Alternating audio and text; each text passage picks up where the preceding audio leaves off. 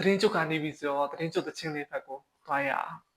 ငယ်ကျွမ်းစဉ်တချင်းကိုကြားဖို့တယ်မလားတချင်းကိုအရင်ဆုံးဆိုခဲ့တာကမောင်သိန်းဝင်းနဲ့မမအေးငယ်ကြီးခုတော့ငယ်ကျွမ်းဆွေငယ်ကြီးခုတော့ငယ်ကျွမ်းဆွေခုတော့ပြန်လဲဆုံးတွေ့ရတာဝမ်းသာမဆုံးနိုင်မေခုလို့ဆုံးတွေ့ရတာဝမ်းသာမဆုံးနိုင်မေမြန်မာပြည်သိန်းနိုင်နဲ့မေစုရဲ့ version ဒီလိုလာလာလေးတွေရောင်စုံထုံးကျွန်းလူမြေလာပါလေဆုံးပါလေဒုဘဝလုံးမတူစော်ဝမ်းနဲ့မမို့ဆောင်ဝင် version